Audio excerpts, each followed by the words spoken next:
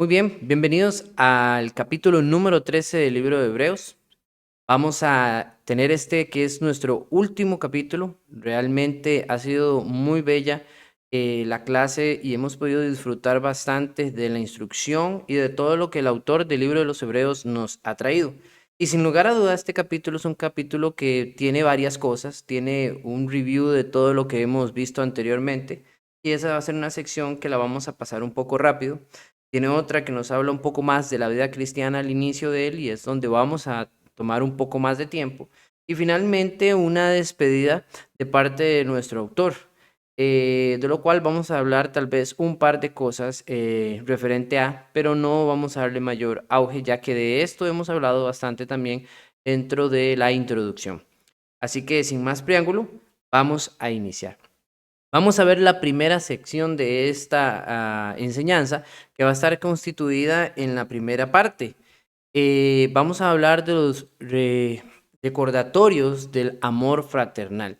Entonces es importante que nosotros veamos por qué el autor va a estar trabajándonos en los primeros versículos sobre la hospitalidad, acordarnos de los presos, los matrimonios honrosos, sin avaricia y imitando un buen ejemplo. Entonces es importante que nosotros tengamos una idea de esta percepción. Para evitar entrar en alargar demasiado, voy a colocar los textos y voy a hablar un poco sobre ellos, pero usted allá en casa va a poder ir y degustar un poco más. A menos de que lo vea apropiado o muy necesario, los estaremos leyendo directamente desde esta lección. Sin embargo, usted podrá repasarlo allá en casa con mayor tiempo. El autor comienza en el capítulo 13, vamos a leer extendido realmente, hasta el capítulo 7, hasta el versículo 7 del versículo 1. Permanezca el amor fraternal, no os olvidéis de mostrar la hospitalidad, porque en ella algunos sin saberlo hospedaron ángeles. Acordaos de los presos como si estuvierais presos con ellos, de los maltratados, puesto que también vosotros estáis en un cuerpo. Y sea el matrimonio honroso en todos, y el hecho matrimonial sin mancilla, porque los inmorales y los adúlteros los juzgará Dios. Sean vuestro carácter sin avaricia y contentos con lo que tenéis, porque él mismo ha dicho, nunca te dejaré ni te desampararé. De manera que si decimos confiadamente, el Señor es quien me ayuda, no temeré. ¿Qué podrá hacerme el hombre? Acordaos de vuestros guías que os hablaron la palabra de Dios, considerando el resultado de su conducta, imitando. Hasta acá el autor nos trae varias acciones del creyente que debemos de tomar en cuenta dentro de nuestra vida. Son puntos importantes de dialogar y de ver. El primero tiene que ver con la hospitalidad. Este curso o esta clase, realmente la clase número 13, yo la ofrecí directamente a los estudiantes que han llevado el curso y lo aprobaron. Y me extendí bastante hablando de la hospitalidad y ellos absorbieron bastante sobre este contenido porque me importaba bastante reflejar esto dentro de este parámetro. No me extenderé tanto, sin embargo, seré propicio a lo que habla sobre la hospitalidad para que podamos entender lo importante o lo bueno que deberíamos de absorber de este primer punto. Lamentablemente, dentro de la iglesia se habla muy poco de la hospitalidad. Se dialoga de ella en el momento que es necesario, sin embargo, nunca se enseña tal vez generalmente, y saco por conclusión de una mayoría, sin embargo, no una totalidad, de que en las iglesias no se enseñe. Claramente debe haber quien enseñe sobre esto y es algo muy bueno. Pero sí se ha dejado como un mandamiento olvidado, como una enseñanza rezagada, el que la hospitalidad es un punto necesario dentro del cristiano. Debemos de ver que el autor nos dice permanezcan en el amor fraternal. Con esto abre una brecha a hablar que todos estos puntos que él está denotando tienen que ver con el amor fraternal. Y dice, no os olvidéis de mostrar hospitalidad. Eventualmente en el contexto judío esto tiene un significado muy directo porque el judío estaba acostumbrado a saber que cuando alguno venía cerca de la ciudad para las fiestas, como por ejemplo las pentecostales, van a ver en ellos un cuidado de aquellos que venían de paso. De hecho, em, la percepción de los hebreos era muy, muy clara en cuanto si viniera alguien que no conocieran, pero era judío. Para ellos esto era algo bueno, para ellos era algo notable y ellos dentro de su cultura manejaban el hecho de hospedarlos, de mantenerlos ahí. Y hay que entender que hospedar no es, y ahí vamos a ser muy claros, no es que usted llegue y le diga a una persona, mira, vamos a vivir juntos, usted vive en ese cuarto y yo vivo en el otro y pagamos a medias. Eso no es hospedar a alguien. Eso simple y sencillamente se llama hacer un negocio de hospedaje con alguien, pero no es el significado de hospedar que trae aquí la Biblia. O cuando usted llega y se trae tal vez a su padre o a su madre a vivir con usted o a su hermana o a alguien de la familia para que esté un tiempo y está ahí, usted lo está apoyando, pero esa persona ya vive directamente con usted y va a mantenerse durante un buen tiempo, eso ya no es hospedar, eso ya es tomar parte de la familia de esta persona. Hospedar es cuando usted toma a una persona que necesita de usted, de lo que usted tiene, de abrigo, techo, comida para poder sobrevivir durante un periodo corto de paso. Se llama hospedar. Y realmente hoy en nuestro tiempo es lamentable porque hospedar es algo que no estamos viendo como algo muy necesario y está expropiándose de la calidad del creyente. Claro, en nuestro tiempo debemos de entender que no es tan fácil hospedar. Usted no va a hospedar a alguien que usted no conoce de buenas a primeras. Por eso, en la era cristiana comenzaron a darse cartas de recomendación. Y esto es importante, entender que las cartas de recomendación nacieron dentro de la era cristiana por este asunto, para que cuando un hermano viajaba a otro lado, y pudiera presentarse a la iglesia, se presentara con esta carta que tal vez los hermanos conocidos de ellos o algunos, o si no la iglesia en sí, para que se entendiera que ellos tenían un respaldo, eran creyentes, eran cristianos, no eran espías. Y además de esto, tenía una buena recomendación para que los hermanos, allá donde hubiera llegado este hermano, le pudieran tomar, le pudieran recibir con afecto y lo pudieran ayudar en su camino. Es exactamente el detalle del por qué la importancia de las cartas de recomendación en aquellos tiempos y lo mismo podría darse hoy en día. No veo muy descabellado el hecho de que nos enteremos o queramos saber quién es una persona que viene cerca de nosotros y para poder entender, comprender si podemos hospedarle realmente con confianza. Solo el hecho de saber que es hermano en Cristo nos hace tener confianza en esa persona. Claro, ya no necesitamos una carta redactada, podemos ahora enviar un mensaje de WhatsApp o simplemente una llamada y preguntar a un hermano, mira, ¿conoces a tal persona? Sí, bueno, ok, va para allá, ¿a qué lado, hermano? ¿Usted no podría ayudarlo? Sí, mira, no hay ningún problema, etcétera. Podemos tomar toda una idea de esto y poder entender de que la hospitalidad tiene un privilegio dentro del creyente.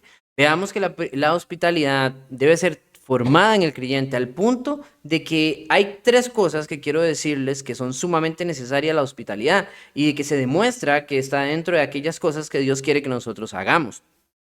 Si ustedes me acompañan a Primera de Timoteo, capítulo 3, rápidamente, vamos a ver cómo la hospitalidad también es uno de los requisitos que Pablo le dice a Timoteo que deben de tener los que son colocados en el puesto de anciano, obispo o pastor, que es lo mismo, cualquiera de las tres expresiones. Más adelante hablaremos un poco más de esto, dice. Palabra fiel es esta: si alguno aspira a cargo de obispo, buena obra desea hacer. Un obispo debe de ser pues irreprochable, marido de una sola mujer, sobrio, prudente, de conducta decorosa, hospitalario, apto para enseñar. Y me quedo ahí, podría seguir con los demás requisitos, pero es esto lo que quiero y lo que necesito hacerles ver. Hospitalario. No puede ser un líder espiritual alguien que no tenga dentro de su forma de vivir y dentro de su vida cristiana el ser hospitalario. También ayudar y dar de lo nuestro es algo muy loable delante de Dios. Acompáñenme en Romanos. Rápidamente vamos a Romanos. El libro de Romanos tiene muchas grandes enseñanzas para nosotros como cristianos. Y esta es algo que se conecta o se vincula muy bien, como con muchas otras cosas, con el libro de Hebreos. Dice así Romanos capítulo 12, versículo 13, rápidamente. Dice, contribuyendo para las necesidades de los santos, participando de la hospitalidad. Así que es una de esas contribuciones dentro de los santos que debiera darse la hospitalidad. También Pedro nos dice que la hospitalidad es un don. Acompáñenme a la primera carta escrita por el apóstol Pedro. Vamos a encontrar allá al final que vamos a poder notar cómo Pedro llama a esto de una manera muy, muy interesante. Primera de Pedro, capítulo 4, versículo 9, y así: sed hospitalarios los unos para con los otros, sin murmuraciones. Según cada uno ha recibido un don especial, úselo sirviendo unos a los otros como buenos administradores de la uniforme gracia de Dios. Pedro hablando de estos dones, que no es algo mágico, ¿verdad? Que llega a las personas, sino está hablando de las cualidades que están dentro de la gente y especialmente de los cristianos. Habla sobre la hospitalidad. Y me encanta porque dice algo que es importante sobre la murmuración que puede traer también la hospitalidad. Lamentablemente hay personas que a veces cuando hospedan a alguien y la persona se retira a su casa, lo único que tienen son comentarios al respecto de lo que la persona hizo mientras estuvo. Si gastó mucho jabón, si comió mucho, si esto o el otro o aquello. Y lamentablemente ese tipo de murmuración, Pedro lo señala como algo inadecuado dentro de la hospitalidad, y lo cual nosotros deberíamos de prestar mucha atención porque ciertamente no es necesario. Lamentablemente, el hecho de hospedar es para recibir bendiciones, como lo acaba de decir el autor del libro de los Hebreos, porque dice claramente, porque por ella algunos sin saberlo hospedaron ángeles. Posiblemente se estaba refiriendo a Abraham o a otros personajes de la Biblia del tiempo de antes que hospedaron en algún momento, no continuamente de un día al otro, pero sí se ve que pasaron y les dieron de comer. Entonces, es una expresión para que usted y yo entendamos de que en otro tiempo, por tener esta bella actitud, asistieron a emisarios enviados de Dios directamente, los ángeles. Y no está larga esa idea de nosotros. Si usted y yo ayudamos, asistimos a un hermano en Cristo, estamos ayudando a un hijo de Dios, como lo dice Jesús allá en Mateo, y cualquiera que hicieres una de estas cosas, por mí las harías. Entonces, usted y yo deberíamos de entender que este es un hecho no solamente loable, sino un hecho muy bello y que debiéramos de tener claro, muy claro. Mateo capítulo 25, versículo del 36 al 40 nos dice claramente de que cualquier obra de estas que hagamos, alguno, será como si la estuviéramos haciendo a Jesús. Y eso es importante para nosotros. Vamos a continuar. Vamos a ver aquí claramente acordados de los presos. Hay que entender que el parámetro de los presos aquí debemos de entenderlo muy claramente, porque algunos toman este pasaje bíblico para decir o referir directamente que aquí está el mandamiento. Dicen, este es el mandamiento. La Biblia nos manda a ir y visitar los presos, y la iglesia que no visita a los presos está en pecado. Pues déjeme decirle, amigo o amiga que está escuchando esta lección, hermano, hermana, eso es un pensamiento errado de cierta manera. ¿Por qué? Porque la Biblia no da un mandamiento directo en el que usted y yo tenemos la obligación estipulada de ir a visitar una prisión, ir a visitar esos presos que están ahí por hacerlo. No, obviamente tiene que haber un propósito. Si bien es cierto, y vamos a aclarar, el ir y predicar dentro de las prisiones, en los orfanatorios, en los lugares de ancianos, es algo bueno, es algo que Dios nos manda. Ahí sí, predicar la palabra sí es el mandamiento de Dios y no importa la institución o el lugar donde vayamos. Sin embargo, el autor de los Hebreos dice, acordados, versículo 3 del capítulo 13, acordados de los presos como si estuvieras presos con ellos. Esta frase lo que quiere denotar es sobre aquellos hermanos que por la predicación del evangelio en ese tiempo habían sido tomados presos. Más bien esto es un aliento para decirnos a nosotros, bueno, nos arrebataron a tales hermanos que estuvieron predicando y ahora están allá bajo mazmorras.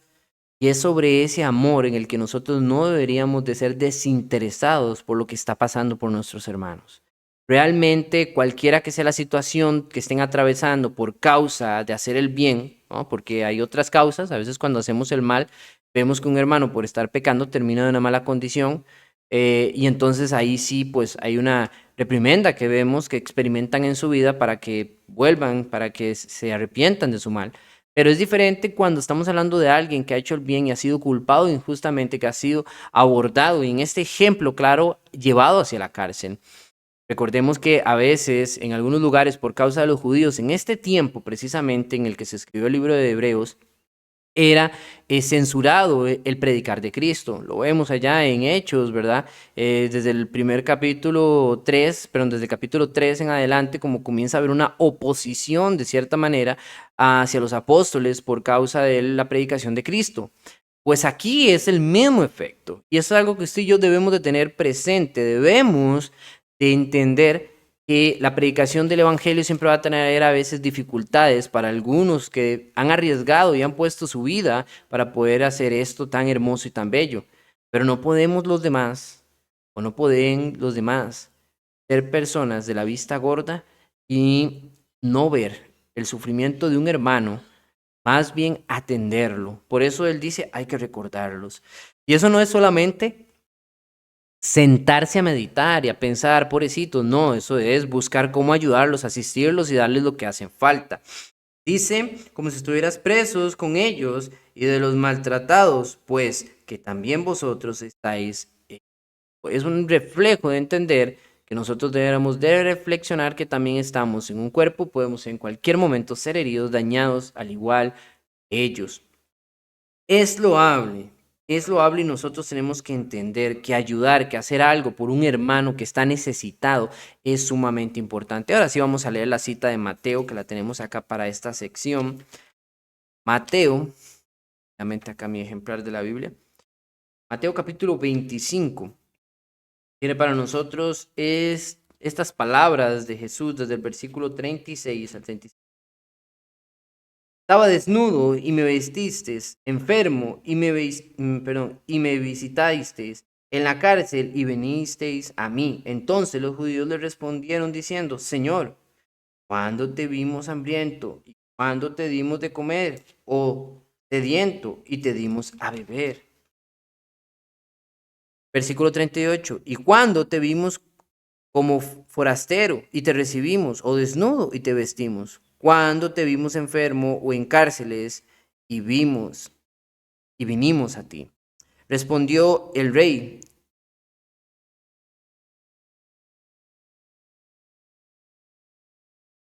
Respondiendo el rey, les dirá, en verdad os digo que en cuanto lo hicisteis a uno de estos hermanos míos, aún lo más pequeño, a mí lo hicisteis. Entonces nosotros debemos de entender que es importantísimo ese detalle, ya que hacer algo bueno por nuestro hermano es hacer algo bueno para el Señor. Y yo creo que usted y yo definitivamente queremos hacer algo bueno para Jesús, más con todo lo que hemos estudiado, visto en el libro de Hebreos, por todo el sacrificio que Jesucristo ha hecho al colocarse como aquel ente superior a todo y manifestándonos nosotros no solo la gloria del Padre, sino trayéndonos esperanza.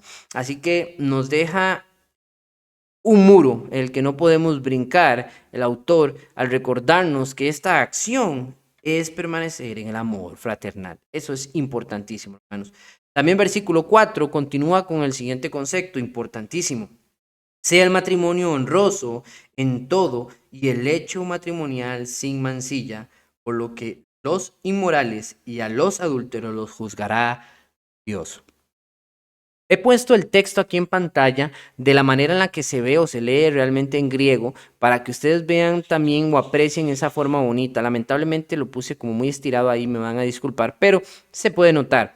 Dice, honorable el matrimonio en todos y la cama incontaminada, hacedores de inmoralidad y adúlteros juzgará el Señor. Entonces, porque a veces muchas personas hablan sobre lo del hecho, pero el hecho es hablando de la cama o del lugar donde la pareja posa de manera sexual. Eso es una referencia hacia la intimidad de la pareja, del matrimonio. Es importante, recordemos que había muchos parámetros dentro del pensamiento, ¿verdad? De aquellos que eran paganos y que en algún momento llegaron al cristianismo y no procedían del judaísmo, entonces también tenían un libertinaje en su pensamiento que era corregido mediante la cristiandad. Hay dos palabras aquí que son importantísimas sobre los inmorales y los adúlteros. Eso nos permite entender más el contexto general porque si bien es entendido incluso hoy para nosotros que es un hecho negativo que un hombre o una mujer que está casado tome y se acueste con otra persona o tenga coito con otra persona, es inadecuado, es incorrecto, va en contra de la regla del matrimonio, del santo matrimonio, debemos de entender que las palabras también tienen un poder que nos puede alcanzar hoy en día. Inmorales. La palabra inmorales viene de una frase llamada en griego que es pornos, que habla sobre prostituto. Puede colocarse en la forma masculina aquí, pero también se puede tomar de la manera femenina. Es decir, por analogía, fornicario. Ahora, la prostitución es un ente que ha existido durante mucho tiempo y por eso lo de la inmoralidad estaba siempre colocado y visto desde un inicio. Dios era algo que no veía de bien. Hay que entender que la prostitución nunca ha sido un ente aprobado por Dios, no es realmente un negocio loable delante de Dios. Mucha gente hoy en día tal vez no va y tiene coito con una persona, pero tampoco deja de estar mal el hecho de que consuman cosas como la pornografía. De hecho, ven que la palabra pornos denota la misma frase que conocemos hoy en día como pornografía, de ahí la aluden, de ahí la traen.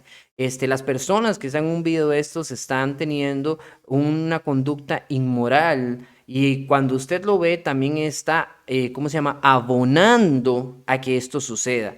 Y de esa manera también esto es pecado. Esto está mal. El Señor nos lo dice allá en Mateo capítulo 5, versículo 27 a 32, desde el hecho de codiciar a alguien ya es pecado.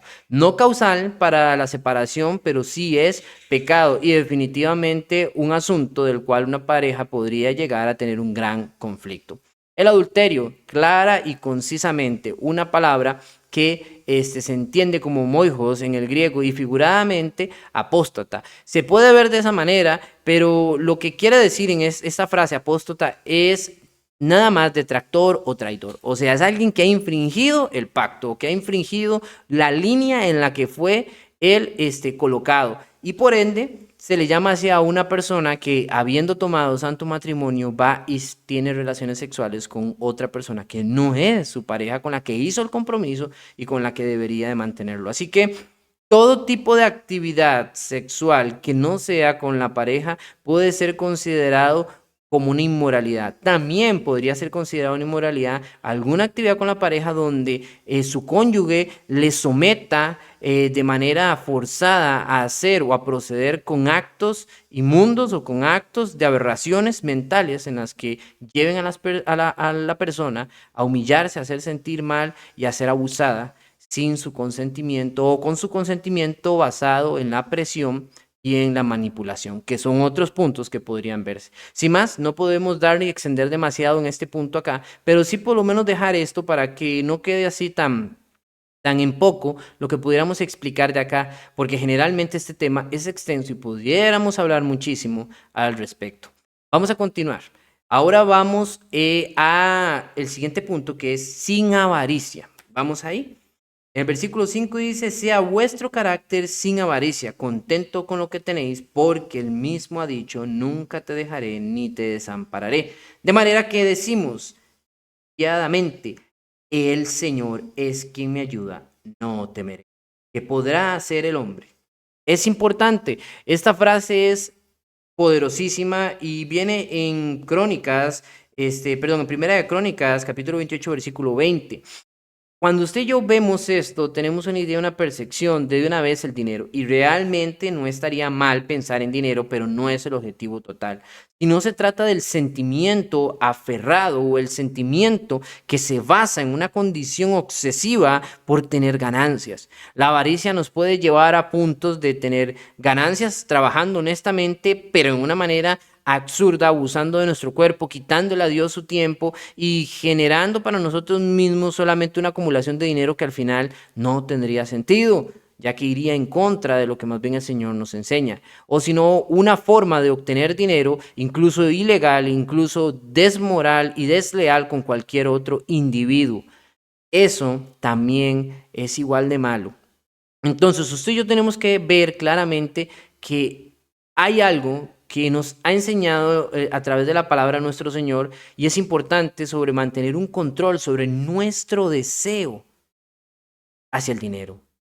Jesús nos menciona que una persona no puede amar a Dios y al dinero. Allá en Mateo capítulo 24, versículo 24, fácil de memorizar, dice el Señor, ¿verdad? Claramente no podéis servir a dos señores, o amará más a uno y despreciará al otro. No puede servir a Dios y a las riquezas. Claramente, hermanos, para nosotros es importante entender lo que Jesús decía. La frase que dice dinero ahí es mamón en griego y muchos consideraron que esta frase denotaba un dios que había en la antigüedad que era el dios del dinero. Entonces posiblemente Jesús por eso pone la expresión, no podéis amar a Dios como un Dios, el Dios y único Dios, o ir detrás de otro Dios que es aquel Dios de la prosperidad económica. Hoy vemos evangelios que se levantan a través de la prosperidad económica y utilizan a la figura de Dios para colocar esta idea o este pensamiento y volvieron a Dios como mamón en su mentalidad, como que Dios ahora es el productor del dinero, creando en ellos la mentalidad de que las bendiciones vienen a través de esto. De usted una cierta cantidad, de usted un cierto monto y Dios le devolverá. De usted y verá que Dios le va a prosperar los negocios. De usted verá que Dios le va a prosperar esto y aquello y lo otro. Si bien es cierto, es bueno dar a la iglesia para la ayuda de los santos, que eso es claro dentro de la palabra del Señor, no el tomar esta idea mediocre de que Dios es un Dios productor de dinero y donde usted puede negociar con Dios a través de las riquezas. Sería algo completamente absurdo y sería algo que está en contra de todos los preceptos o enseñanzas que la Biblia nos da y nos ha proyectado. Pablo también enseña que el amor al dinero es una raíz para todo tipo de mal. Allá en Primera de Timoteo, rápidamente podemos ir allá para leer este pasaje, creo que es bueno para poder finalizar el detalle con lo del dinero. Primera de Timoteo, capítulo 6, versículo del 7 hasta el 10. Vea usted todo lo que dice, maravilloso. Acá Pablo dice, pero la piedad, en efecto, es un medio de gran ganancia cuando va acompañada de contentamiento, porque nada hemos traído al mundo, así que nada podremos sacar de él. Y si tenemos que comer y con qué cubrirnos, con esto estaremos contentos. Pero los que quieren enriquecerse caen en tentación y en lazo y en muchos deseos necios, dañosos, que hunden a los hombres en la ruina y en la perdición, porque raíz de todos los males es el amor al dinero, por el cual, codiciándolo algunos, se extraviaron de la fe y se torturaron con muchos dolores. Yo creo que no hay nada más que agregarle a este texto, no hay nada que podamos decir más. Ya las palabras son claras, la Biblia condena clara y rotundamente amar a las riquezas, ir detrás de ellas en absoluto por pura ambición. Claro está decir al final que el dinero no tiene nada de malo, es un medio nada más, pero lo que el ser humano siente a través de él, eso puede llegar a ser el camino de su perdición. Imitad el buen ejemplo. Punto, casi que básicamente en el versículo 7.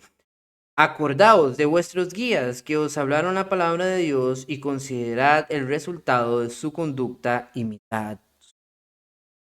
El ejemplo de todo cristiano es la vida de Jesús, indudablemente, mis queridos amigos. Sin embargo, hay personas que nos ayudaron a encontrar el camino de la fe, así como quienes han dedicado sus vidas a enseñarnos y a prepararnos para ser mejores cristianos. El ejemplo de estas personas debe ser un motivante, y esto es claro, para que sigamos adelante imitando este tipo de buenas obras y obras espirituales, esta conducta para que nosotros caminemos hacia adelante. Si no, en vano, Pablo habría recomendado a Timoteo que fuese un ejemplo a otros. Recordarán en 1 Timoteo capítulo 4, versículo 12, cuando Pablo le dice, nadie tome por poco tu juventud a Timoteo, claramente le dice que sea ejemplo en buenas obras, buenas acciones y que se prepare delante de aquellos jóvenes, delante de aquellos adultos, porque su figura iba a ser ejemplo para ellos. Y eso es importante. Es un concepto personal de este creyente que les habla. Es mi convicción personal que un buen ejemplo predica más que 2 horas de discurso, queridos amigos. Y definitivamente, hermanos, y que nos acompañan, un buen ejemplo puede salvar a muchas personas. Así que es importante que siempre tengamos nuestra mira en nosotros mismos antes que en cualquier otra persona y veamos qué estamos haciendo. Como dice Pablo, poner nuestras barbas en remojo porque siempre habrá quien nos esté mirando. Y lo mejor es que en nosotros ilumine Cristo y no otra cosa.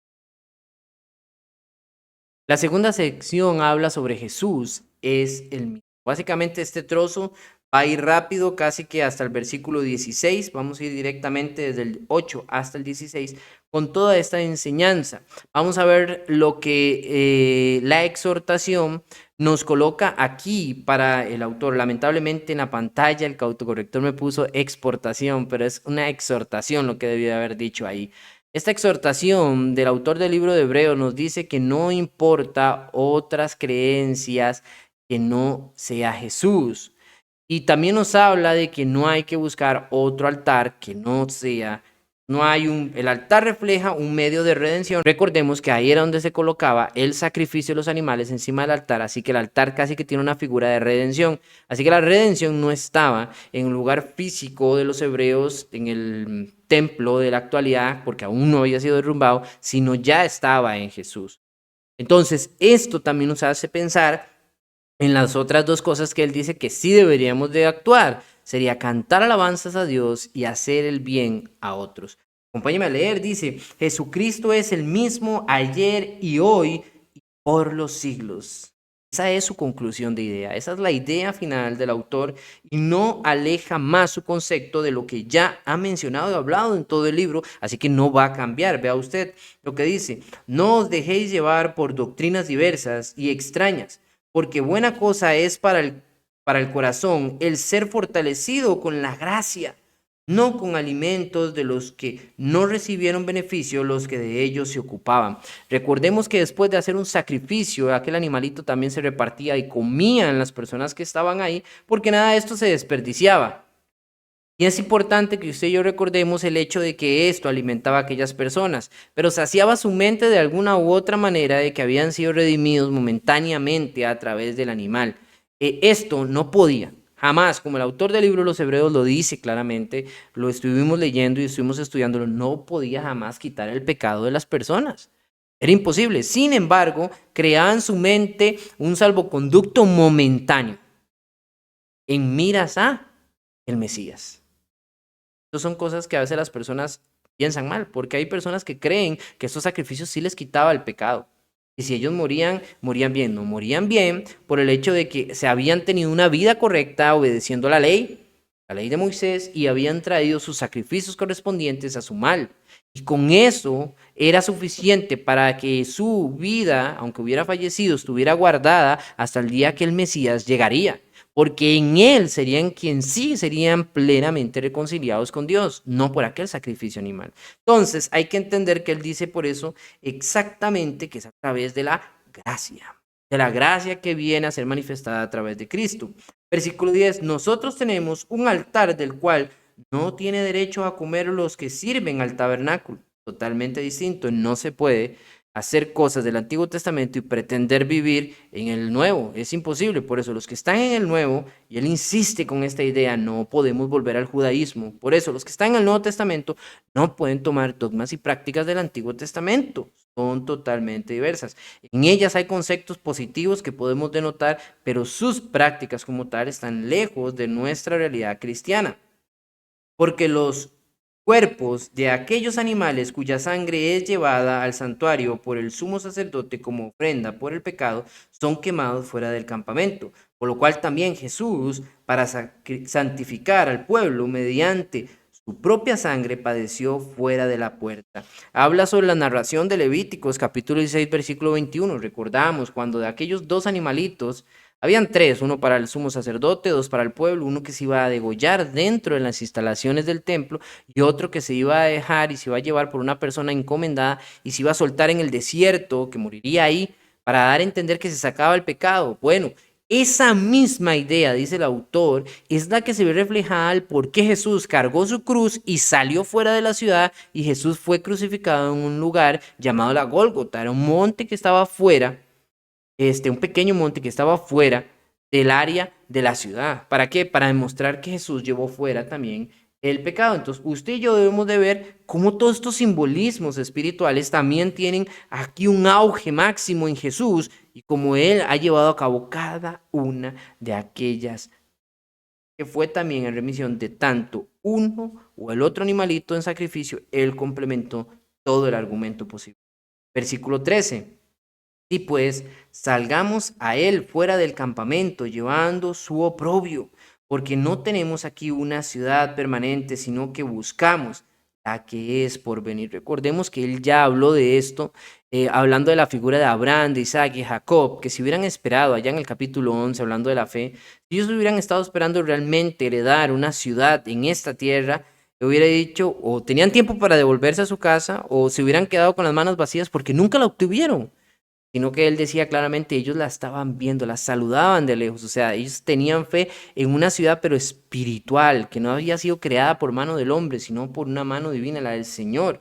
Entonces, la misma idea llega a tener su punto dentro del autor acá. El capítulo 13 nos lo vuelve a recordar.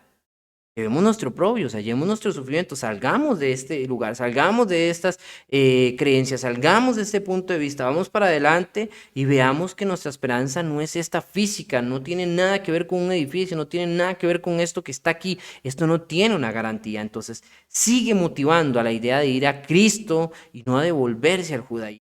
Versículo 15. Por tanto, ofrezcamos continuamente mediante Él, o sea, a través de Jesús podemos ofrecer ¿qué? El sacrificio de alabanza a Dios, es decir, el fruto de labios que confiesan su nombre. Hay algunos que todavía no quieren entender esta expresión y creen que la alabanza, y hacen una mezcla entre la alabanza, la adoración, y dan a entender cosas que son inadecuadas. Vamos a ser claros. La adoración es la producción del cristiano el día domingo, primer día de la semana, a las 5 acciones que Dios le ha mostrado que son para él adoración, oración, predicación, cantos, ofrenda y cena. Son las 5 cosas que el creyente debería hacer para adorar a Dios cada primer día de la semana. Pero el autor está hablando sobre una de esas expresiones de adoración. Esa es que esta alegría, que este motivante debería venir a nosotros para producirnos alegría. Deberíamos de estar felices y entonces deberíamos de cantar, porque la idea general de la Biblia, Pablo, ¿está alguno alegre? Cante. La idea general dentro de la palabra del Señor es que cuando uno está feliz, esta expresión preciosa para poder cantar, elevar nuestra voz hacia Dios. Y eso es maravilloso porque es a través de nuestras bocas, es a través de las cuerdas vocales perfectas que Dios nos dio, nuestras cuerdas vocales, no instrumentos y otras cosas, sino es eso lo que Dios desea escuchar, nuestras voces alabándole. Tal vez no tengamos la voz más bonita, la voz más gustosa, o no seamos tan bien entonados, pero estoy seguro que el Padre no es eso lo que espera oír de nosotros, que seamos un gran cantante o no, eso no es lo que lo va a maravillar, sino lo que lo va a maravillar a Él es que de nuestro corazón sale la alabanza hacia Él. Y eso es importante. Versículo 16, y no os olvidéis de hacer el bien y de la ayuda mutua, porque de tales sacrificios se agrada. Y es exactamente, concluye su idea como la inició en el versículo 1, permanezcan en el amor fraternal. Hasta aquí, el autor ha llevado todo a una idea perfecta en recordar los aspectos del cristianismo y los puntos claves que debería de estar solícitos dentro de ustedes, como un rápido repaso que hizo, y después recordar la figura de Cristo como aquel ente superior a todo y el único medio por el que ellos deberían de encontrar la paz para con Dios y no regresar al judaísmo. Entonces nos queda un punto antes de ir a su despedida. Obedeced a los líderes espirituales de la iglesia. Versículo 17. Obedeced a vuestros pastores y sujetaos a ellos, porque ellos velan por vuestras almas como quien han de dar cuentas. Permitidle que lo hagan con alegría y no quejándose, porque eso no sería provechoso para vosotros. Realmente que el que cuida a alguien, cuando lo hace feliz y contento, lo hace de una manera muy gustosa. Y cuando tiene que dar cuenta sobre su cuido, lo va a hacer alegre. Pero cuando es totalmente el caso contrario, puede que aquella persona cuidada vaya a ser reprendida por crear males en vez de bienes. ¿Qué quiero decir con esto? A veces el cristiano no sabe que la posición que tiene el líder espiritual es muy importante y muy demandante delante de Dios. No son privilegios, son responsabilidades. No en balde, por eso se usan estas expresiones dentro de la Biblia para demostrar esa autoridad o ese lugar que le dio Dios a estos personajes. Y vamos a hablar sobre esta figura porque muchas personas no saben qué es un pastor. Voy a tomar la palabra pastor porque es la que está aquí para explicar esto, pero normalmente en la iglesia del Señor decimos más ancianos y es la palabra que utilizamos porque es la que más aparece en la Biblia cuando se refiere hacia estos líderes. Y también aparece la palabra obispo. Vamos a ver un poco de eso. Dice, son los líderes espirituales que Dios ha constituido en la iglesia. se le muestra a través de la escritura como ancianos, obispos y pastores. Estas descripciones son dadas para mostrar su cargo y liderazgo en la iglesia. Vamos a ir entonces a Hechos, capítulo 20 rápidamente para poder ver cómo es el uso de estos tres términos para describir una misma posición y que vean ustedes que no estoy yo inventando nada, sino que tengan garantía de esto que les digo. Hechos capítulo 20, vea usted del versículo 17, dice, y de Mileto mandó mensajero a Éfeso y llamó a los ancianos de la iglesia. Aquí Pablo, cuando iba a su viaje hacia Roma, Pablo ya se estaba despidiendo había sido enseñado por el Espíritu Santo, incluso el profeta Gabo también le había mostrado a través de lo que le había dado el Espíritu Santo, que iba a ir a Roma, pero iba a ir preso, que el pensamiento de él no era tal vez como él lo deseaba. Entonces hay una idea, Pablo está despidiéndose de todos donde va pasando y cuando va a llegar aquí, entonces desde Mileto manda a llamar a los ancianos de Éfeso, necesita hablar con ellos, hay algo importante que tiene que decirles.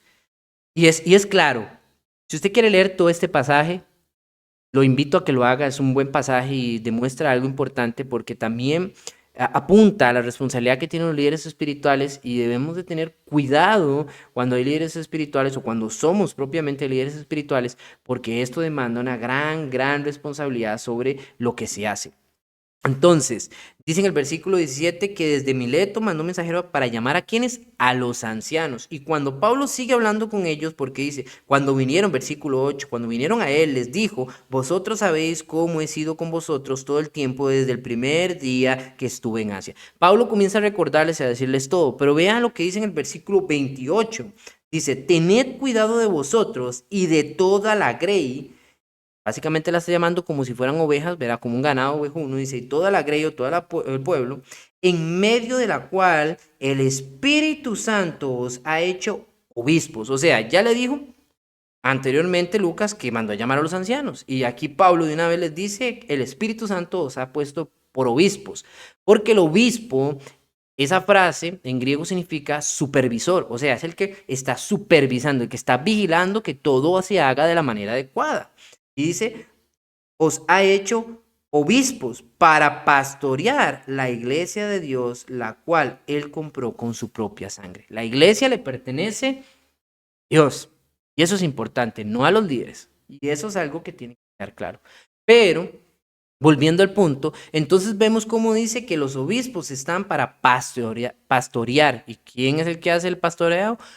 Pastor. Entonces, eventualmente usted y yo necesitamos ver ese detalle, que la frase anciano, que la frase obispo y que la frase pastor han sido utilizadas, no son cargos diferentes, son el mismo cargo, han sido utilizadas para describir ese cargo de líder espiritual en la iglesia.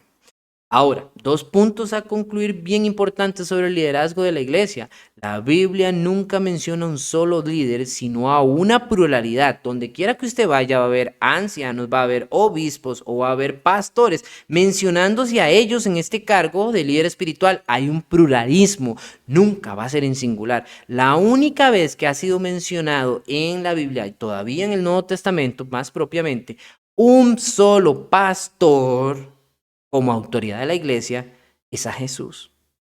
Aquí mismo, en Hebreos capítulo 13, versículo 20. Ya pronto lo vamos a leer en su despedida porque vamos a ir. Y también hay que saber que hay requisitos para ser un líder espiritual. Sabiendo que obispos, sabiendo que pastores y sabiendo que ancianos son lo mismo, podemos llegar a 1 Timoteo, capítulo 3, y ver desde el versículo 1 al 17, donde Pablo dice, el que anhela obispado, buena obra desea, y comienza a dar los requisitos que se requieren para ser obispo.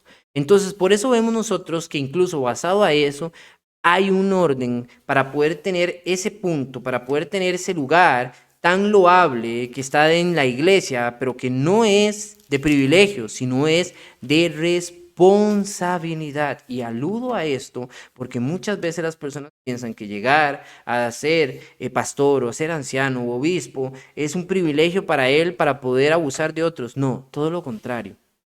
Un lugar loable delante de Dios para preocuparse por las almas de la iglesia. Y hay una expresión que yo siempre utilizo. Si alguien quiere llegar a ser pastor, huele a oveja. No huele a oveja, no sabe qué es cuidar un rebaño. Y si no sabe qué es cuidar un rebaño, nada tiene que ser difícil, porque hoy en día encontramos personas que no tienen ese amor para poder ejercer un liderazgo adecuado dentro de la iglesia, poner de su vida para ayudar a otros. Pero también el autor nos recuerda que hay que obedecerles, porque ese cargo es responsabilidad. Ellos se han dispuesto su vida a hacerlo. Hay que hacerles ese trabajo simple o más complicado. Ya es bastante. Entonces el autor se comienza a despedir ya en el versículo adelante. Orad por nosotros, pues confiamos en que tenemos una buena conciencia, deseando conducirnos honradamente en todo. Y aún más os exhorto a hacer esto, a fin de que yo os sea restituido muy pronto. El Dios de paz, que resucitó de entre los muertos a Jesús, nuestro Señor, el gran pastor de las ovejas, mediante la sangre del pacto eterno, os haga aptos en toda buena obra, para hacer su voluntad, obrando Él en nosotros lo que es agradable delante de Él, mediante Jesucristo, a quien sea la gloria por los siglos de los siglos. Finalmente Él dice, os ruego, hermanos, que soportéis la palabra de exhortación. He escrito brevemente. Sabed que nuestro hermano Timoteo ha sido puesto en libertad, con el cual, si viene pronto, os he de ver. Saludad a todos vuestros pastores, todos los santos, los de Italia os saludan. La gracia sea con todos. Ciertamente la mención de Tito al final, como en la introducción, puede hacer pensar que el autor de esta carta fuera Pablo, pero realmente no es necesario que sea Pablo para que Tito sea mencionado. Pues, perdón, Timoteo. Pues Timoteo realmente un hermano muy conocido, era un evangelista que había trabajado bastante, muy conocido por muchos hermanos. Y muestra que el que escribió esta carta también conocía a Timoteo, sabía su buena obra y posiblemente era un hermano del mismo calibre. Es una buena reflexión para nuestra vida, hermanos. Es una buena instrucción, un buen aliciente para motivar nuestra fe y seguir adelante. La gracia sea con todos vosotros. Amén. Gracias por estar en esta clase, hermanos.